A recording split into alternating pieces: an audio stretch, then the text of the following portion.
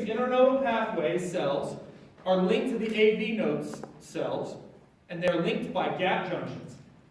Now, up here in the SA node, there are gap junctions. In Bachman's bundle, gap junctions, there's gap junctions all over the place. Okay? But when we get to the AV node, there are fewer of them. So here in purple, I'm going to very quickly write 1 less gap junctions, 2 small. And what I mean by that is they have fewer gap junctions, and what do we know about neurons and their diameter? If I have a high diameter neuron, is it fast or slow? Fast. Fast. If I have a very small diameter neuron, fast or slow? Slow. Guess what? High diameter gap junctions, fast. Low diameter gap junctions, slow. So these gap junctions, there are fewer of them, and they are smaller in diameter, which makes the signal roughly take 0.1 seconds to get there. So it's kind of like a little 0.1 second pause. Now, the SA node is going to help with the atria. The AV node is going to help depolarize the ventricles. If we don't have that 0.1 second pause, the ventricles and the atria contract at the same time, and does any blood go anywhere? No. As a matter of fact, your heart probably will just explode and you'll die. So this 0.1 second is long enough for blood to go from the atria to the ventricles, and then bam, they contract and move it. So this is a highly quick and highly efficient process. And this is something that you want to happen. You want this to be kind of slow because you want to have time for your ventricles to completely fill from your atria so that you can push out as much blood as possible. If that rhythm gets off, which happens from time to time, then you don't push as much blood out, which means your heart now has to work harder. And by harder, I mean it has to squeeze more to push more blood out. Therefore, you are now overstressing your heart and will most likely die from heart failure because it's going to get tired. So that 0.1 second, even though it seems really small, actually is a big deal. This AV node comes down here and it talks to a bundle of cells here called the bundle of His. And that's His like a snake. Bundle of His. And the bundle of His is going to branch. And it's going to branch into a right bundle branch. It's going to go into a left bundle branch. And then these are actually going to go all the way up, and they're going to start to feather out. Okay? So they start to feather out here. So 4, 5 is going to be left and right, and I'm just going to write bundle branch, BB, and then we go to 6 is going to be something called Purkinje fibers.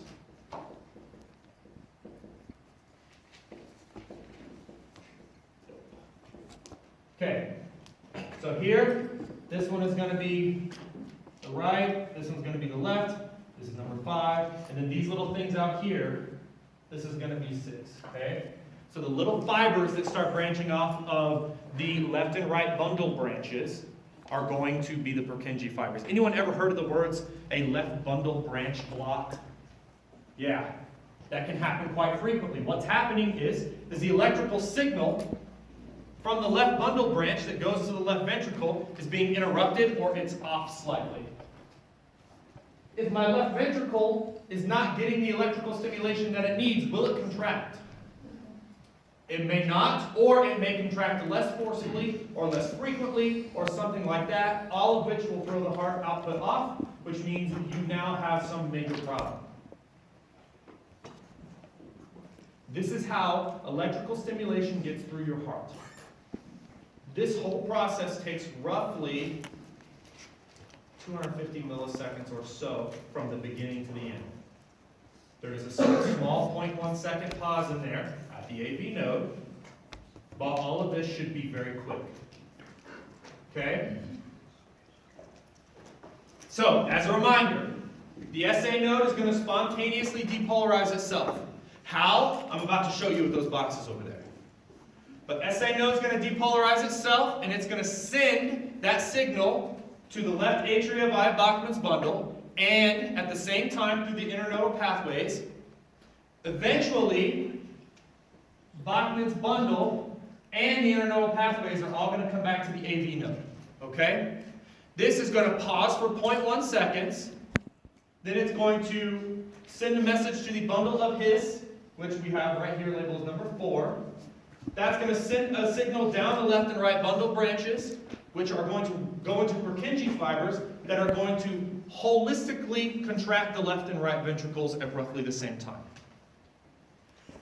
All of this has to happen at roughly the same time, because if it doesn't, your heart will kind of like, the rhythm is not where it needs to be. They call this, and I'm not going to write this down, but I'm going to try to say it. I had to practice it in my office. They call this a functional syncytium. Syncytium. Basically, that means everything does it at roughly the same time. Functional syncytium. Gosh, I don't know why that is so hard. I think it's the synsen part. So this is the electrical pathway through the heart. If somebody is pacemaker dependent, okay, which of those do you think they most likely have broken? Oh, I'm seeing his wife with his hand up. Ah, you, yes. SA node. SA node, why? Okay, so it starts everything. So the word that's very important I said there is pacemaker dependent. Okay? So what that means is I depend on a pacer to set the rhythm of my heart. So what has happened is they have a little quarter-shaped object that sits just under your skin, and it has a lead that runs into your heart, right into your right atria, and it embeds itself right there. And that little quarter-sized object sends electrical impulses into this portion of your heart that piggybacks on this whole electrical pathway to cause your heart to depolarize. Is that an old person thing, young person thing, medium person thing? What do you think? How many people think old folks? All right, how many people think like only people between 20 and 30? How about anyone could have this?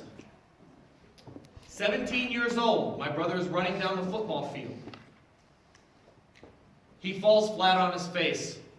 He was a deep snapper. He snapped, he took off running, and then bam, fell right on his face. Did not move, did not turn over anything. They went out there, had to airlift him off of the field. Come to find out, my brother had cells that had been destroyed in his SA node.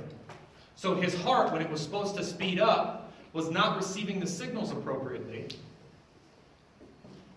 And therefore, when he was trying to sprint down the field, he was not getting enough blood to his brain and caused him to pass out.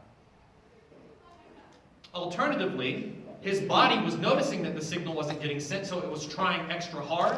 So 10 minutes after he passes out and comes back, all of a sudden his heart rate goes up to 150. And you're like, holy crap, yeah. So there would be times when he'd be sitting like eating popcorn, and all of a sudden he'd be like, ah! Like, what's wrong? Oh God! And then there'd be other times where we would be like wrestling, and he would just be like, and of course I'm like, win again. So they actually went in and they did something called an ablation, where they went in and they actually used a small heating device, cauterizer, and they cauterized and killed away his entire SA node and put in a pacemaker. So my brother, the accountant, is completely totally pacemaker dependent because of destruction of his SA nodal cells when he was 17. Positives, he never has to go through airport security. Negatives, if that thing ever dies, he dies.